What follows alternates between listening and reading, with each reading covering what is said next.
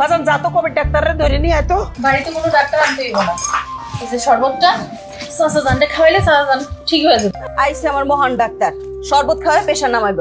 শোনো, তোমার জন্য আজকে ভাইজানের এই অবস্থা, এমনকি শরবত খাওয়ায় হেরে মারবা। আমি যখন ঢাকা আসছিলাম 6 মাস এক বড় ডাক্তারের পিএস ছিলাম, কিসে প্রেশার বাড়ে আর কিসের নামে ওইটা আমি খুব ভালো করেই জানি। জুলেখা, হ্যাঁ কথা না বললে আমার তেঁতুলের শরবতটা খাওয়াই দাও। এই আলো দে দে, তাড়াতাড়ি দেখি উঠো, শরবতটা খাওয়াই দে।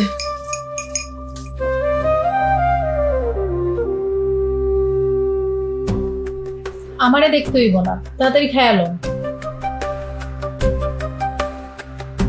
চাচি আম্মা, আল্লাহ চাইলে আধা ঘন্টার মধ্যে চাচা জান ঠিক হয়ে যাইব। চাচি আম্মা, আমি কি ডাক্তার আনতে যাবো? না, এখন আর ডাক্তার লাগবো না, কিছুক্ষণ রেস্ট হলেই ঠিক হয়ে যাবো। সৌদিতে থাকতে প্রতি রাইতেই আমি তেঁতুলের শরবত খাইতাম, তারপর প্রেশার নাই হয়ে গেছিল। এখানে আসার পর আর খাই নাই তো, তাই। আর ওনার কোনো কথা কয় না তো, এখন রেস্ট নাও একটু।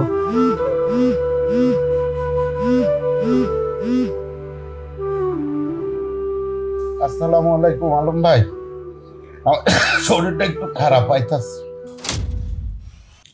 হ্যালো, আসসালামু আলাইকুম। আমি সজলের বউ।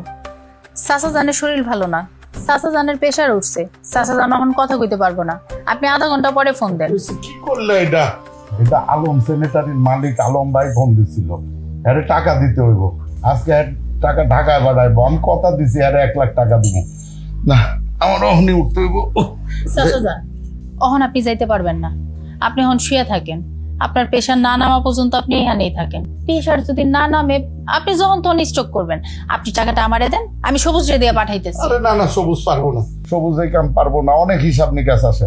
নয়া চাচি তো আছে, নয়া চাচি আর সবুজ যাক, হিসাবে কোনো ভুল হইব না। এটা তুমি ঠিক কথা কইছো। টাকাটা এটা ল সবুজ রে লয়ে গিয়ে ঠিকঠাক মতো হিসাব করে দিয়ে আসো। ল যা, সবুজ রে লয়া যা। আপনারা কি করতেছেন ভাইজান? আমি তো সব হিসাব নিকাশ বুঝি না, পারবো না। কেন পারবি না? তুই সোনো পাউডার কাপড় চোপড় কিনতে যাস না, তখন তো হিসাব ঠিকই পারস। পারবি, যা। তুমিও তো বাজার করতে বাজারে যাও, তাহলে তুমি যাও। দেখছো, আমি চাইলে আটা ময়দা কিনতে যাই, আমি কি আর এসব স্যানিটারি হিসাব বুঝবো? ভাবি, আমার তো একই অবস্থা। এই মাইয়া, তুমি এত কথা কইতেছো কে? এই টাকা নিয়ে তুমি সবুজে নিয়ে যাও, দেখি তোমার কত হেডম। আমার হেডম আছে। আমি যখন ঢাকা ছিলাম তখন 1 বছর আমি সেলসম্যানের কাম করছি। 1 লাখ টাকার হিসাব তো কোনো ব্যাপারই না। শুধু মামা জান আমার মাইনে নিব না, এর জন্য আমি কিছু কইতেছি। আরে এই বিপদের দিনে মানামানি লাগবো না। তুই যা, তুই সবুজের লগে যা, যা ঠিক মতো হিসাব করে নিয়ে আসিস। ধর আমি কইতেছি যাইতে। চাচি জান, আপনি তো কইতেছেন, কিন্তু মামা জান তো এখনো কইতেছে না। মামা জান না কইলে আমি কেমনে যাম? আরে কও না ওরে। ঠিক আছে, যাও তুমি সবুজের লগে যাও। সবুজ, তুই আরে লয়া যা, ঠিকঠাক মতো হিসাব করিস, হিসাব করে দেখিস টাকা পয়সা ঠিক আছে কিনা, প্রথম থেকে টান দিবি। 1,90,000 টাকার গরমিল হইতাছে আমার টাকার। যা, আপনি এখন নিশ্চিন্তে ঘুমান। ওই পাশে টাকা পয়সা হিসাব যা করা লাগবে আমি কইরা টাকা পয়সা দিয়ে আসবো। আর হিসাবের যে একটা খসড়া, ওইটা আমি কাগজে তুলে ভালো করে নিয়ে আসবো। সবুজ, চলো। ওই তোমরা আবার ওই সজল আর দুলাল রে কিছু কইও না, ওরা যে কামে গেছে ওই কামটা কইরা আসো। বাতাস করো। তুমি রেস্ট নাও, আর কোনো কিছু নিয়ে চিন্তা করার দরকার নাই। ভাইজান মাথা চক্কর দিয়ে পড়ে গেছে। ওই এইটা আমার ফোনে জানাইলি না কেন? আরে তোমারে জানাইতাম, কিন্তু ভাইজান জানাইতে মানা করছে, তাই জানানো হয় নাই। আর ভাইজান তো না করবই, এখন যদি বড় কোনো একটা বিপদ হয়ে যেত তখন কি করতি? ভাইজান ভাইজান আপনি চলেন আমার লোকের ডাক্তার কাছে আসেন। চাচা যান, ছোট চাচা কিন্তু ঠিক কথা বলছে, চলেন হাসপাতালে যাই। এই মাথা ঘুরে নাকি অবহেলা করা যাবে না। দেখেন নাই নয়া চাচির কি হইলো? আরে তোরা এখন একটু থামবি, আমি এখন ঠিক হয়ে গেছি। হাই প্রেশার উঠছিল, এখন আমি ভালো হয়ে গেছি। পাগল হয়েছিস আমার জন্য তো? আরে ঠিক তো হয় নাই, আলো ঠিক করে দিচ্ছে। আমরা তো প্রথমে কিছুই বুঝতে পারি নাই। আলো ঠিকই বুঝছে যে তার চাচা জানের প্রেশার উঠছে। সে তো গিয়ে তেঁতুলের শরবত বানায় না খাওয়াইয়া দিছে। আধা ঘন্টার মধ্যেই তোর ভাইজান সুস্থ হয়ে গেছে। আর আমিও আলোরে কয়া দিছি, এখন থেকে ওনার সুস্থতার দায়িত্ব হলো তো। চুপ করো, আমার দায়িত্ব কাউরে দিতে হইব না, আমার নিজের দায়িত্ব আমি নিজে লইতে পারি।